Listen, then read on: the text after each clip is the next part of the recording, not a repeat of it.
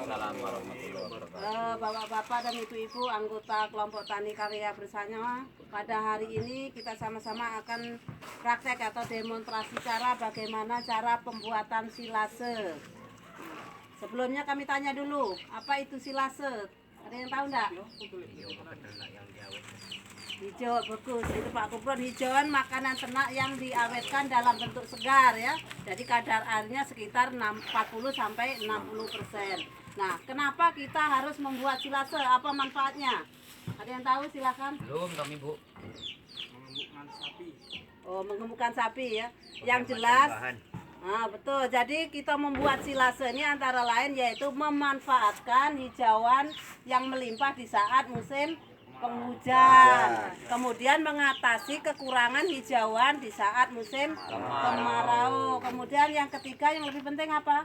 Meningkatkan nilai gizi. Nah, ya bagus, meningkatkan nilai gizi atau nutrisi daripada hijauan tersebut. Nah, pada kali ini kita siapkan dulu karena mau praktek, kita siapkan dulu alat-alatnya. Jadi yang pertama adalah ini ada parang, Pak ya.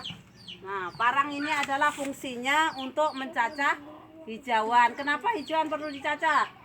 Agar lebih mudah untuk Lebih kecil. Betul, mempermudah atau memadatkan. Nanti kan harus dipadatkan, mempermudah pemadatan, kemudian mempercepat proses respirasi, kemudian mengaktifkan bakteri asam laktat. Nah, jadi semakin kecil ini cacahan, maka semakin luas bakteri pembentuk asam laktatnya. Jadi kita cacah, ini fungsinya pencacahan. Kemudian satu parang, kemudian yang kedua alat yang kita gunakan adalah timbangan. Timbangan ini adalah untuk menimbang bahan sesuai dengan yang dibutuhkan. Kapasitas berapa yang kita butuhkan, yang kita perlukan. Misalnya kita membuat 1 pikul atau membuat 10 kilo dan sebagainya. Kemudian plastik. Plastik ini, kita tidak harus plastik memang dalam pembuatan silase itu boleh plastik, boleh tadi silo ya, boleh juga pakai drum. Yang penting intinya adalah anaerob, artinya tidak ada udara yang masuk, nanti takut terjadi pembusukan. Jadi itu. Kemudian yang ketiga adalah tali ya, tali ini adalah untuk mengibat. Kalau dia pakai plastik harus dikibat sekuat mungkin supaya tidak ada udara yang masuk. Kemudian alat yang lainnya mungkin ember. Ember ini gunanya adalah untuk air, untuk mencampur antara urea dengan air ya, dengan airnya. Kemudian gayung digunakan untuk mengambil airnya. Kemudian satu lagi ini tataan. Ini tataan ini tujuannya adalah untuk mencacah hijauan. Tetapi kalau dalam skala besar, sekarang ini kan sudah ada mesin namanya adalah chopper kalau dalam skala besar. Tapi kalau kita skala kecil atau kita belum ada mesin, silakan pakai tataan biasa. Itu alat-alatnya, jadi sangat mudah sekali. Kemudian sekarang bahan. Masih ingat tadi bahannya apa saja untuk pembuatan silase? rumput. Ya, betul, hijauan ya. Hijauan. Nah, betul, hijauan. Kemudian bahan pengawet. Nah, bahan pengawet ini ada berapa macam? Bisa menggunakan dedak, bisa menggunakan molase, bisa menggunakan onggok, bisa menggunakan menir ya, bisa menggunakan juga jagung giling, tapi prosentasenya beda-beda. Kalau dia menggunakan dedak seperti ini ya, menggunakan dedak adalah kebutuhannya 5%, maksudnya 5% dari hijauan. Kalau hijaunya 10 kilo, berapa dedaknya? Setengah kilo. Kalau sekuintal hijauannya berarti 5 ya, betul. Nah, jadi itu. Tapi kalau menggunakan onggok atau molase cukup 2,5%. Kalau menggunakan jagung giling atau menggunakan menir itu adalah 3,5%. Tapi kalau menggunakan ampas tahu itu 7%, lebih banyak. Terserah dari bapak-bapak ibu-ibu yang ada di sekitar kita. Yang jelas usahakan cari bahan yang mudah juga yang murah yang ada di sekitar kita. Karena kita adanya dedak, kita gunakan pada hari ini adalah dedak. Itu. Kemudian bahan yang lainnya apa tadi? urea. Betul, urea ini adalah bahan aktifnya, yaitu jadi urea ini adalah 1-3% dari hijauan.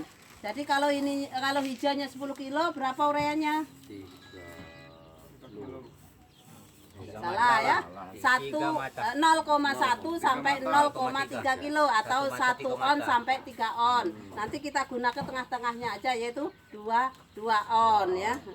Urea sudah, jadi 3 bahannya itu sudah cukup ya, jadi cukup Tadi apa ingat bahan pertama adalah hijauan ya, hijauan. Ini hijauan yang belum dicacah. Kemudian yang kedua adalah apa bahan pengawet, kita gunakan dedak. Yang ketiga ada bahan adiktif, kita gunakan urea. Nah, setelah itu bagaimana cara membuatnya, kita bergoyor ya.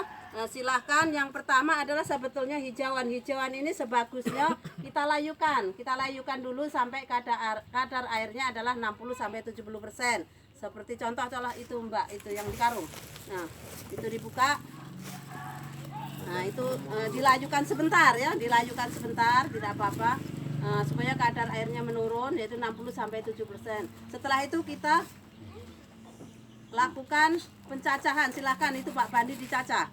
Ininya, hijaunya ya. Iya, kita lakukan pencacahan. Nah, tadi sudah saya katakan bahwa pencacahan ini semakin kecil semakin bagus, karena semakin luas bahan pembentuknya asam laktatnya. Jadi semakin kecil semakin bagus. Awas kena tangan Pak Bandi.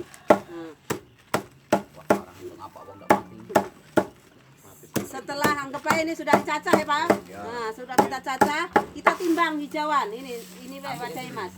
Kita timbang hijauan. Pokoknya kalau dia terlalu hijau seperti ini, kadar airnya terlalu tinggi. Jadi kalau nanti membuat silakan dilayukan dulu. Nah, kita timbang hijaunya berapa? Ada 10 kilo Mas? Kilo. Belum lah. Itu tambah yang itu enggak? Yang ini wae no. Coba timbang dulu yang ini berapa nih?